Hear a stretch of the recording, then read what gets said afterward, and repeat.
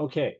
Can everybody see my desktop? Yep. We can. It looks like water and some mountains in the backdrop. This is called macOS 26, also called Tahoe, which was released, I think, about 2 weeks ago. It's already got an update, and I usually wait till Apple issues at least one update for their operating systems. And now there's one update, so I've started using it. One of the major changes, there's a little magnifying glass called Spotlight. It's up in the right-hand corner near the clock of your Mac menu bar. If you click on it and you're running Tahoe, can you see where it says Spotlight Search and it's got 4 icons? Yep. This is brand new. Spotlight's been around forever. It lets you search your computer. It lets you convert to another language. It lets you do math. It lets you do all kinds of things. Search a dictionary, search your machine. Well, they've added a number of things. Now if you click here, you can search your applications and scroll down. You can open them. This is like a shortcut to open your applications if you want to use that. Another feature is to find your files, which has been around for a long time. So when I'm looking for an old newsletter, I often go here and look for that. A third feature is actions. You can open this and actually send a text just by clicking here and opening it automatically and sending it. You can also send email or create a note from here. You no longer have to go down to the dock where you've got your text, your messages app, or your notes app. And you can, and apps have already written for this. I use a program called Acorn, which is a small Photoshop-like program. I've used it for years.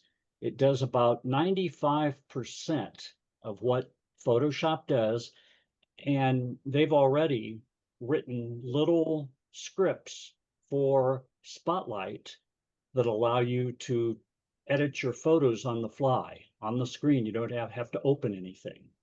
Books, you can read your books from here. You don't have to find the book, search for the book app.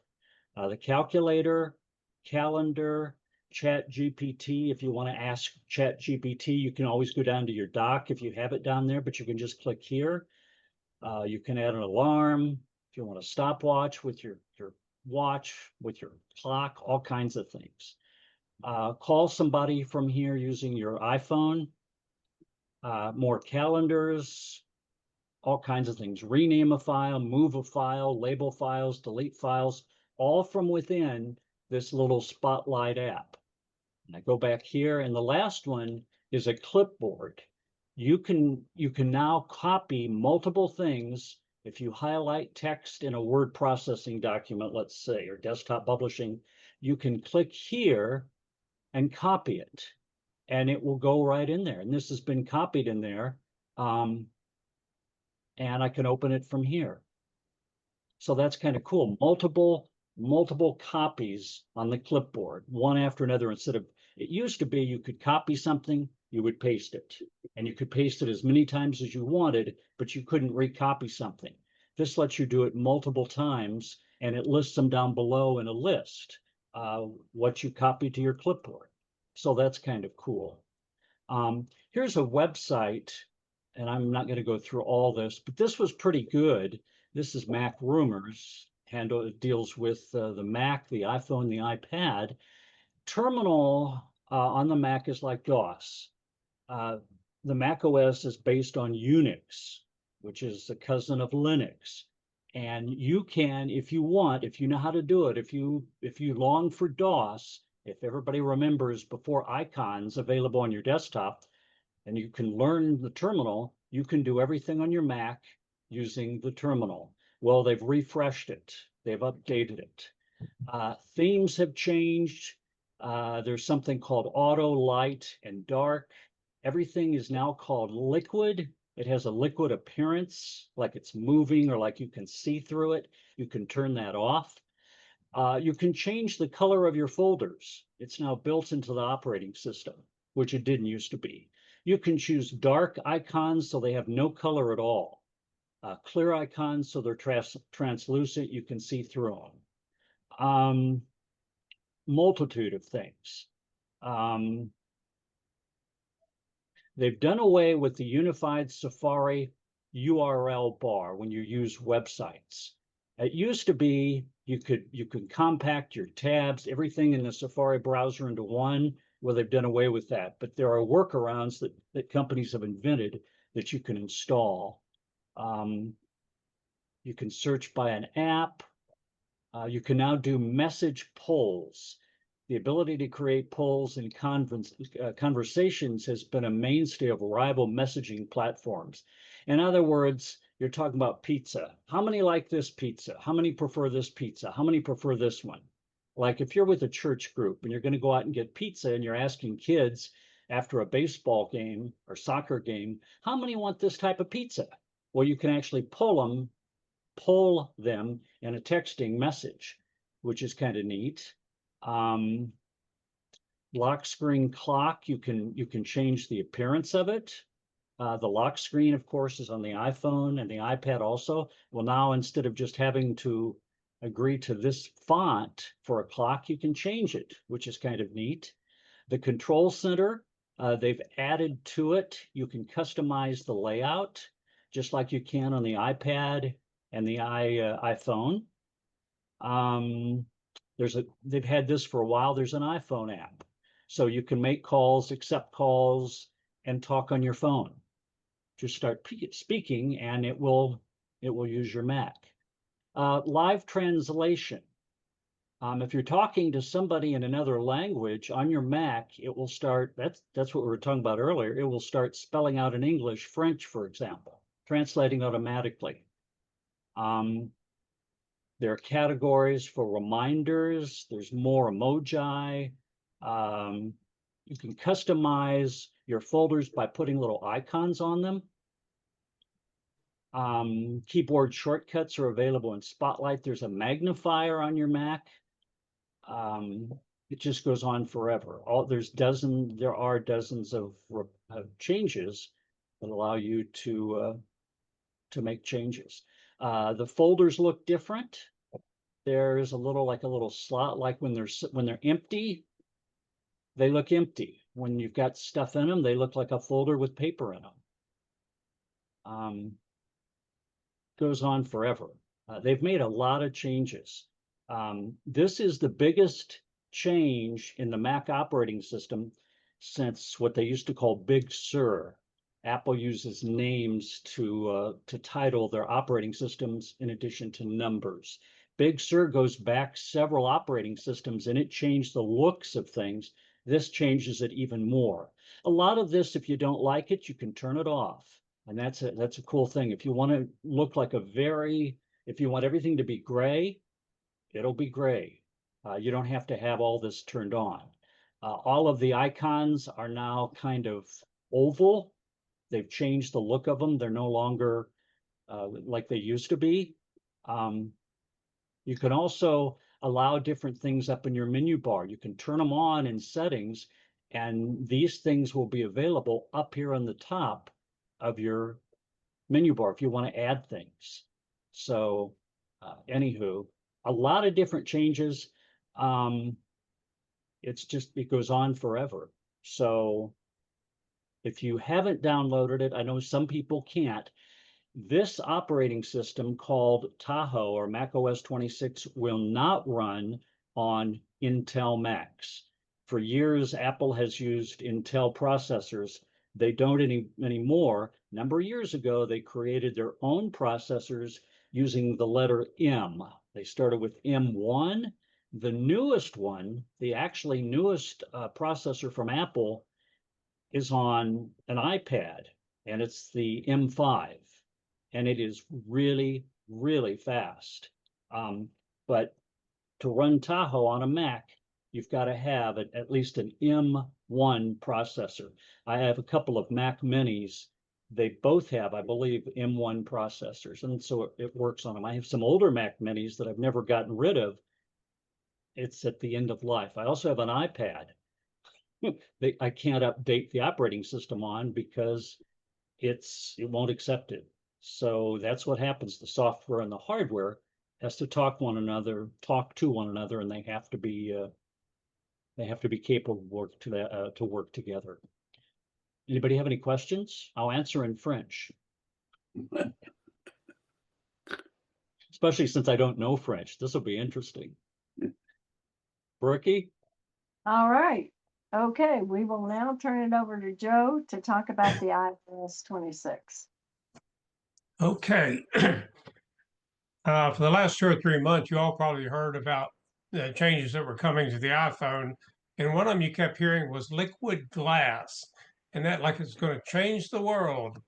And if you've got it, I just find it irritating. It's confusing. Your screen depends on what you've got in your background. But I did want to show you a little bit about it and how you, if you don't like what you're seeing on your screen, how you can reduce the impact of that. So let me share my screen.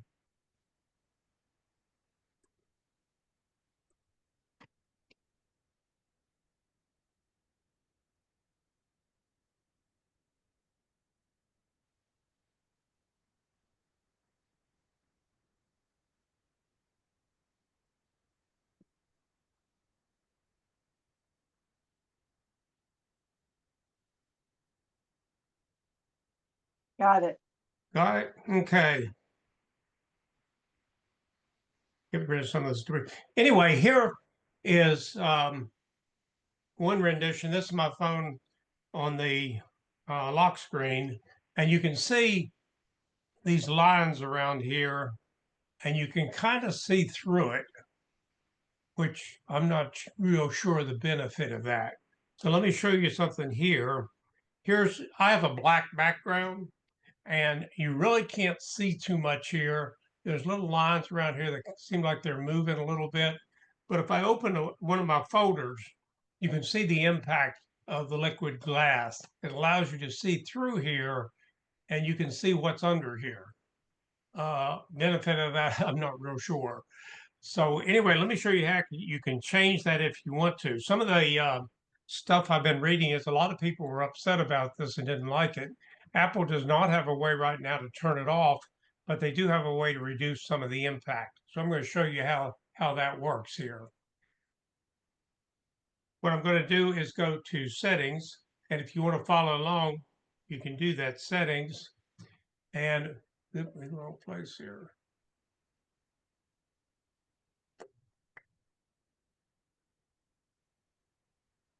And when you're into settings, scroll until you find accessibility, which is right here. Tap on that and then scroll down to display and text size.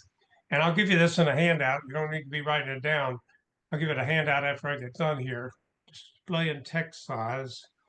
And then I'm going to go down here and say reduce transparency. Like I'll click that on, make it green. Make sure I got that. There. Now let me go back to my home screen here, and I'll show you when I open this folder again, you notice you can't see through it anymore. So I kind of like that. There's a couple other settings that may impact what you're trying to do here. One of them is sometimes there's some motion in these things. They move around a little bit. And to resolve that, you go to settings and accessibility and move down until you get to motion. And once you get here, turn reduce motion on. The apps that I've got, the way I've got mine set up, I really don't see any help there, but it may be dependent upon what you've got.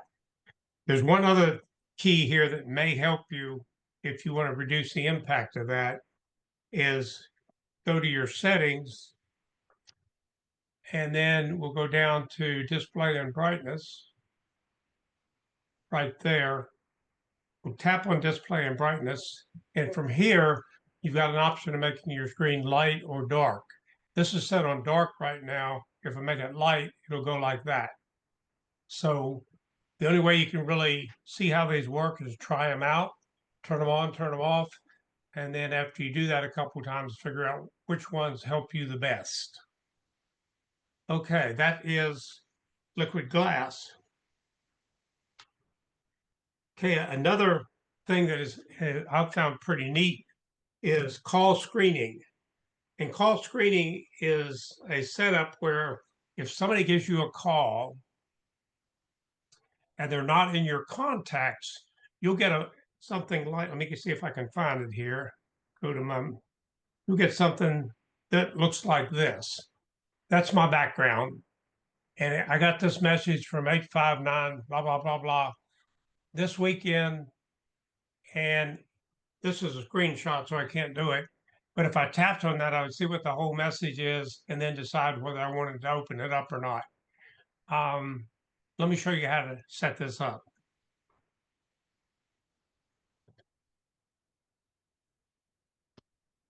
We're going to open our settings. And now, if you recall, it used to be all your settings and all your apps were right here. Now they've got the critical ones that are used for the iPhone here. But if you scroll down, all the way down, you'll see where it says apps. And I'm going to tap on apps. And now I've got about, I don't know, a couple hundred things here, and I can start scrolling and scrolling and scrolling until I get to the phone. Or I can just go down here and search and type PH, and I went right to it. So there's your phone, and we'll go down here, tap on it. And as you scroll down, this doesn't show up real well. They didn't highlight it for some reason or other, but it's here. You get down to where it says screen unknown callers. You can have it under never, which anything will come through. You can ask the reason for calling and do like I showed you on my screen, or you can go down here and calls from unsaved numbers you won't hear them. It'll go to your voicemail. And then you can open it up, look at your voicemail and see if you want to respond to it or not. So that's pretty cool. I like this one right here. I've started using it. And if I get a call in from an unknown number, it'll give me a little bit of information about it. And that's pretty helpful. Okay, any questions about that? Try it out. I think you'll like it. Okay, the next thing I've got is a thing that turned out pretty neat, is polling. Kurt mentioned polling on his. But with polling, you can say you've got a group of people that are going to dinner, or you got a group of people in a book club, or what do you want to do this weekend? And let me show you how to set that up. Open a message. And I'm going to go in and I'm going to send a message to Brooke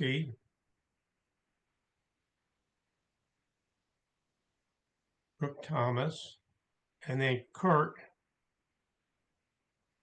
Jefferson, and of course, Janet.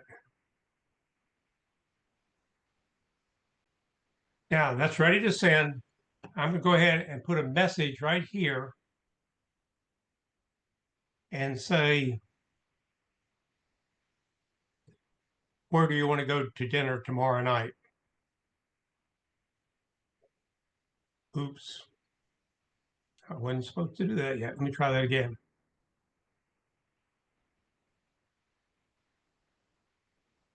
Where do you want to go to dinner tomorrow night? And then don't forget to turn off your microphone. Now I've got the message that I want to go out to them. And over on the left side here, you see the plus sign. And we'll tap on that. We've got a lot of options here. I'm going to just go to polls and click on it. And I get this new screen up. It's got choice 1, 2, and 3, and you can go down to, I believe it's 12 different choices. Maybe you want to decide which book you want to read for your book club, or where you want to go to dinner. What do you want to do for the weekend? I'm going to put in here, since I asked them where they want to go to dinner, I'm going to put in here Jeff's. Oop, I got to do it on I tried to do it on the screen. That didn't work.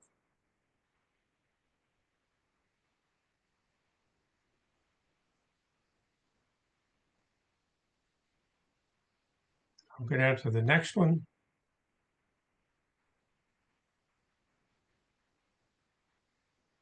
Oop.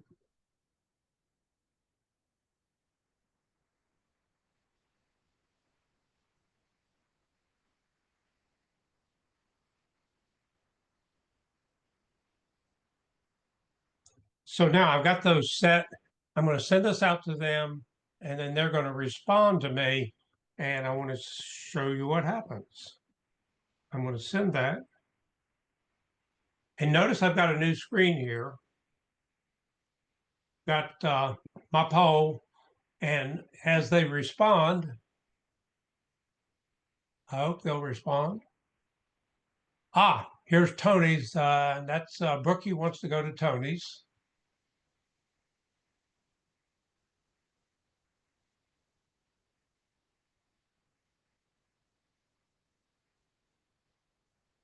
Did you respond, Kurt? Ah, there's Kurt. And now I'm sure Janet's going to want to go to Arby's.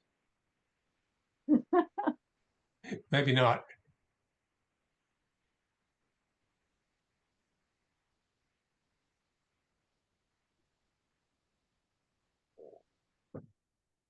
She can't decide. Such a big decision. Well, I responded to 2. Maybe that messed up because the No, first one if you've didn't go done, through. did you tap in the circle or? Let me see. On my screen, I see my face in Jeff's. Okay. Anyway, we will assume everybody's responded to this, and Jeff's, Tony's, and Arby's. And if I long press on this, I get this screen, and I get my poll details here. And I've got Jeff wants to go to, or Kurt wants to go to Jeff's. Brookie wants to go to Tony's. And for some reason, nobody wants to go to Arby's. I didn't respond, and Janet didn't respond. So anyway, it's a real good way to find out some information without having to call 6 or 7 people and then make your call from there. That's pretty neat. Okay. Let's see. Well, that's polling. We talked about 3 different things: liquid glass, how to make some changes to that. We talked about call screening, a really nice function there to watch who's trying to get in touch with you, and then how to do polling. Any questions on any of those? Joe, I have a question. It's Joanne Schenk. Mm-hmm. I don't understand iOS 26 compared to what my latest update is 18.6. And I don't, so some of the features you're talking about, I don't have. You're in 26? No, I'm in 18 for some reason. 18. I think what you'll need to do is go, what model phone do you have? Just a second, I'll tell you. I'm a blank right now. Some of these It's folks, a 13. okay, some of these functions will not work in a 13. It's usually 15 Pro and above. Okay. And the latest version of the iOS is 26.0.1, I believe. Okay, so I will probably, will I continue to get up? You will get the upgrades, but some of the things you won't be able to do. Okay, all right. Thank you for helping me there. I'm on commission, so you need to go get a new phone. My phone is really quite new, but it's adequate for me in my Okay, circumstances. yeah, So, that's fine. You just Yeah. missed some of these functions, but and I'm not really on commission. no, I know that. You could All be right. with me. I have, you helped me so much over the years. Thank you. Okay. Now, Any other questions for Joe while he's still sharing? I have a real quick question. I had a student earlier this week, Joe, ask, what did they do with contacts? and iOS 26. Is it in the phone app or is there still a separate app called Contacts? It's a separate app. Okay. I Oh, think see what it. It's right it's right in front some of me. people Okay. forget that it's a separate app.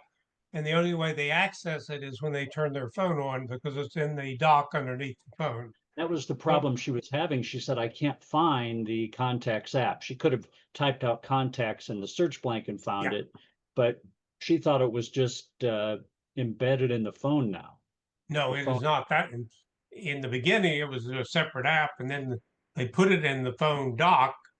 And the other place you could find it is scroll on her home screen, go to the last home screen, and it's got an alphabetical listing of all the apps. Okay, thank you. Okay. Joe, I have a question. Yes, sir. The polling feature, is that that's in the iPhone? The latest? Yeah, it's in the latest version of the iPhone, and it does not work with Androids. Yeah, it's on the iPhone. That's great though. Can an Android respond to it? I have not tried that yet, but my understanding is an Android will get a message that there's a poll. Get a message that what? There is a poll. I don't, again, I haven't tried this, but I read somewhere that would say that Android had got a message since they're in the stream, but they won't see the poll. They'll only know that there was a poll. Okay, thank you. Okay. Okay, so All right. couple things. Joe, have you shared your handout yet in chat? I have not, and I will do that momentarily, Okay, all right right. after I stop sharing. Okay, so just a reminder that we will have handouts in the chat. And if for some reason you can't download those, we will try to get those to you. Other thing is that Ben put in there information about how did we go from iOS or OS 18 to 26. I did have somebody in one of my class say, how did I miss all those upgrades? And they just changed the numbers on us and they are calling it 26 to correlate with the year. Of course, this is 25. So we're not sure what their thinking was, but as you all know, remember the cars used to come out, you know, the year before the actual model was. So maybe that's what they were thinking. So that's where we got 26 from. Okay, so I'm going to share my iPad with you, and I'm going to talk about 5 of the features in the iPad OS 26. Let me interrupt you a minute, Brookie. I just added the information about my session into the chat, and you can go in there and download it. Right here.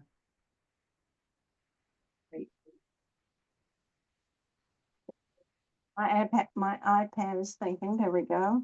All right. So you should be able to see my eye. We see your control panel on your screen. All right. Are we good? And this one won't Yeah. download.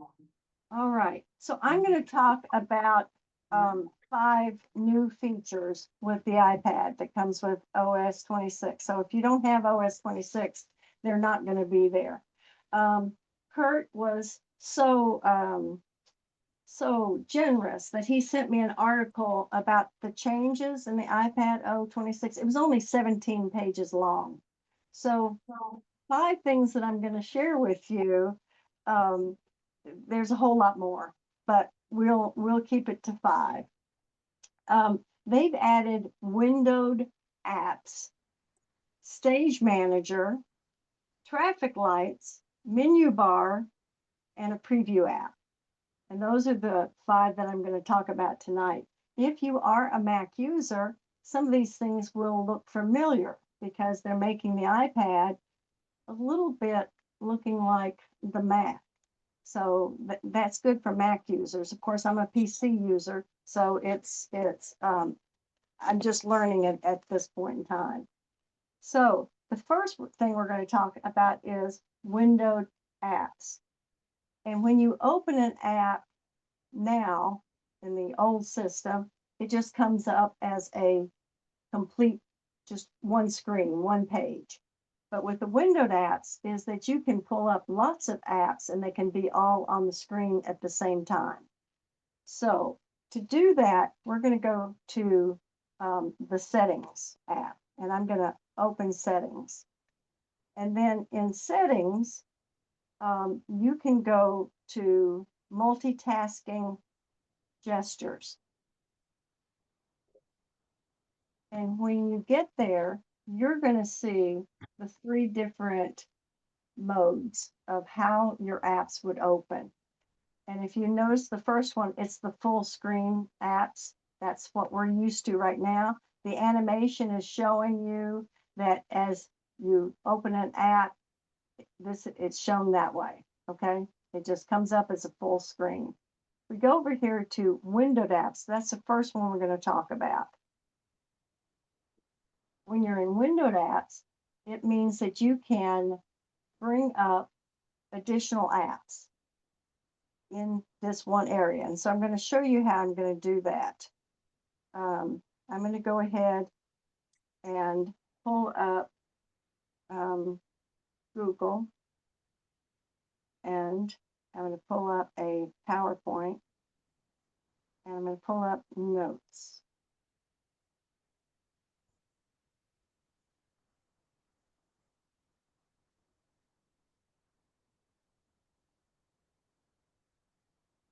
Okay, so we have these up. So in this setting, I have these different apps already open. And in the windowed apps, you can move your apps around by touching the top part of the app. And you can also resize them.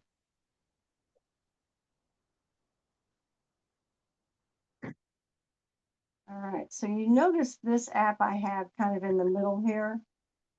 I'm able to move it because I'm putting my finger at the very top and I'm moving it around. All right. I can adjust the size of it by using this handle, and I can make it different sizes. Okay. And so the settings app, same thing. I can change its size. I can move it. So that if you're working on your iPad and you want several apps open at the same time so that you can jump from app to app without closing them or minimizing them, then this is the mode that you would want. Okay, so I have these 3 up. So that's the positive part about choosing windowed apps. You can move them, you can resize them, and you can have multiple apps up at the same time, which you couldn't in the full screen apps. All right. The next one here is Stage Manager. And if I tap that and choose that mode, then when I'm moving these over, the Stage Manager comes up. And you see over here on the left-hand side, it just shows you some apps that you already have activated. And then you can switch back and forth. It's just a staging of your apps. So that's Stage Manager.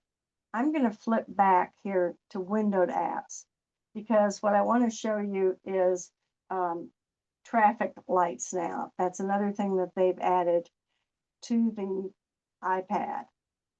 And so I'm going to go ahead and use the settings app right here to show you. Notice that it's activated and there's colors up here, but if I do a press on it, then they expand and you can see the red is how you close an app now. The amber is how you minimize it. And then the green is how you can actually make it full screen. So those are the traffic lights. I also, when I pushed it, it came up with some other things that you can do. So you could actually tap one of these to fill and arrange your app. So I will go ahead and tap this one right here. And it has kind of filled my page into a grid. Okay, so that is traffic lights. They've also added menu bar. So what I really want to do is I really want to go and get my Notes app, okay, to show you the menu bar. The menu bar is actually, even Kurt talked about it on the Mac, but they've added it now to the iPad, and it's where you can access the app's features and commands. And it's in all of the Apple apps, and some of the third-party apps are doing it as well. And to get it to come up, I'm going to put my finger up here and I'm going to just drag down. And you notice this menu bar came up. And in the menu bar, you have your traffic lights. You also have the name of the app that you're working in. And sometimes I've been in an app and I'll forget which app it is. So it's really nice to know that that is there. And then you have all these accesses to your controls and to your tools, so that you don't really have to worry about these, or maybe you don't even know where they are. So if I tap on File, you can see these are all the tools, all the controls under File. Edit, Format, View, Window, and then Help. Okay. The drop-down information is a little bit different with each app. So the list at the top right here is all the same for each of the apps, but what you find under the drop-down is different depending on the particular app. So that's the new menu bar. That is only if you have windowed apps or Stage Manager mode enabled. Okay, I had it enabled and I kept trying to close the app and realized that I really needed to use the traffic lights. Okay, so that is menu bar. The last thing that I'm going to share with you is a new app that they added, and that is the Preview app. And when I've read about it, they have said that that is already on the Mac, but it's new to the iPad. So I'm going to go ahead and open it. And the thing about the Preview app, it's a built-in tool for viewing and editing PDF documents and images. So it makes it really easy to do some autofill or add a signature or use the markup tools in some of your PDF files.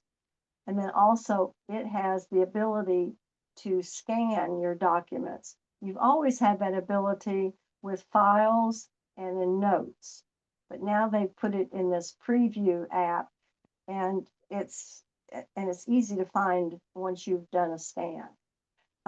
They also talk about this little thing over here, and that you can move it around. I don't think there's any use to that. I think it's just to be cute. You know, Apple likes to be cute. So you can play with that. But let's go ahead and we'll open up a PDF, and I'll just show you some of the tools. Okay, so here's a PDF, and the tools are right up here. You can do the markup, so you can use all of the markup tools available on a PDF. And then if you tap the plus here, you can also make your signature and then add your signature to a PDF. So that comes in handy. Up here is your form filling tool. And so if you have a PDF where you can fill in certain places like your name and address and things, you can use this tool. And then the last one is the selection tool. And if you enable that, you can actually just choose a selection of your document, and then you do a press, a light press, and lift up, and you can hit copy, and it will copy it to the clipboard, and then you can go any place in your iPad and paste it. So that's kind of a cool thing as well. And the last thing over here, of course, you can send, but here it also tells you a little bit about your document so that you know it's a PDF and when it was created and some information about it. So that's a new app that you can start using and, you know, practicing with and seeing if it makes things a little bit easier for you. Okay, so those are the 5 things. The only thing extra I was going to tell you was that the dock usually, you know, before this upgrade would hold about 11 to 15 icons. They've increased that, so now you can put 23 icons on the bottom of your, on your dock down here. So this is the dock. I don't have very many. I imagine if I added 23 icons, they'd be pretty small. So, any questions? Okay. All right. So, do we have any questions you have for anybody else? Just a comment, we've been through 3 different people speaking and all their comments are in the chat. And if you go to that session, it's down on the bottom of your screen, it says chat, and open that up. Find the one you want and just click on it, and it should go to your file explorer and you can put it wherever you want.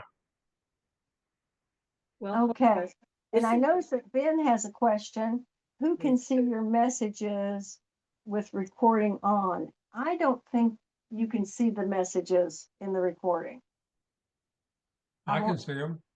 You can see them, but when people watch this, we're going to put this recording on our YouTube channel so you can see it there. But when it's actually put on, it doesn't, I don't think it shows up in the recordings. In fact, our names don't show up in the recordings as well.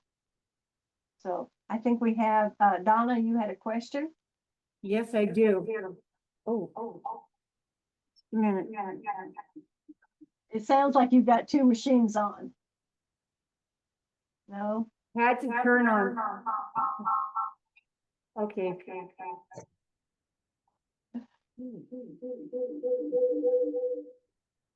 Can you hear me now? That's Without- better.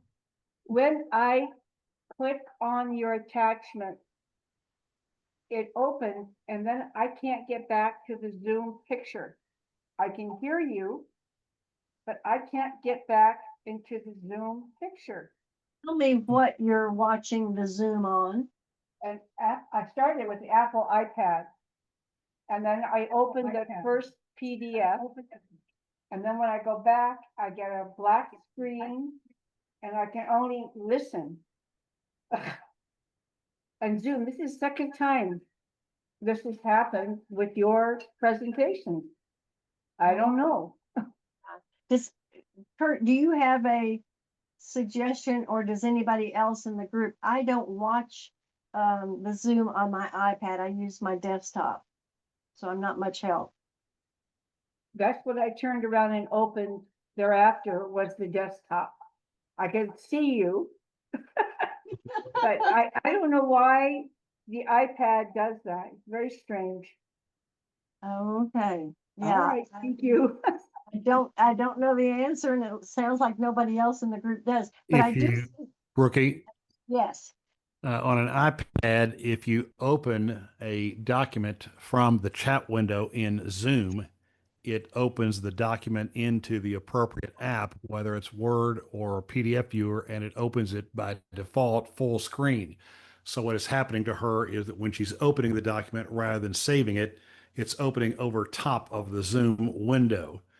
And by minimizing the document window, she should see the Zoom window again. Does that make sense?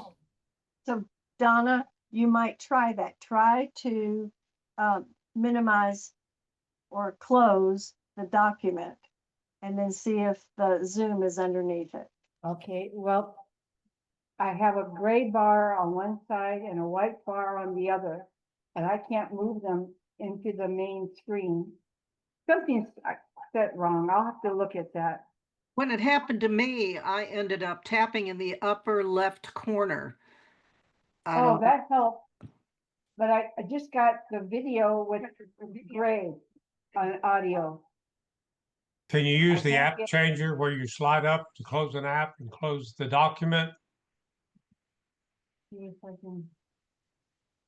Ah. Yeah, I just don't get live. I get your audio, but not back to a live Zoom picture. Even when I touch video, it doesn't go. Very strange. So you're able to get to the video screen. I mean, yeah, to the screen, but you're just getting audio and you're not seeing. Just get audio on a black gray screen. It's very strange. I'll use a laptop here after. Okay, Okay. thank you. Solution. That's a great solution. All right. Hey, Donna, the only thing I can think of, and this is not appropriate for right now, would be you sign out of Zoom and then sign back in. Right. That I didn't might want to work. lose the presentation today. Yeah, I know.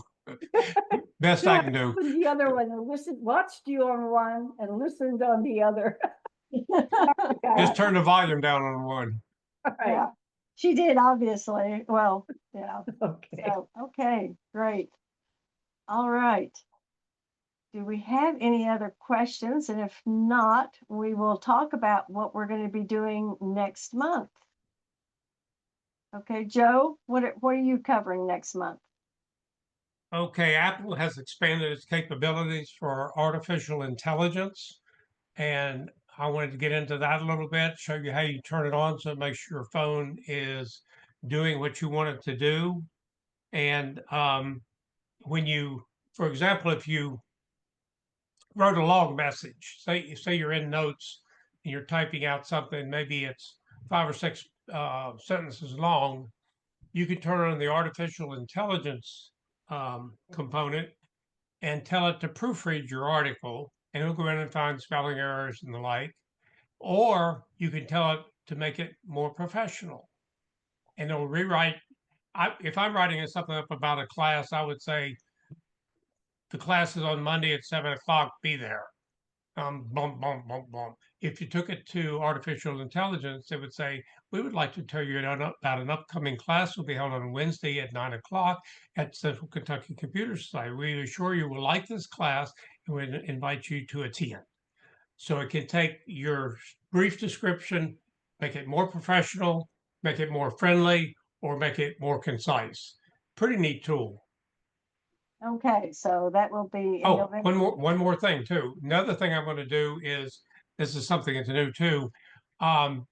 Say you open a magazine and there's a blouse in there that you, or whatever that you really, really like.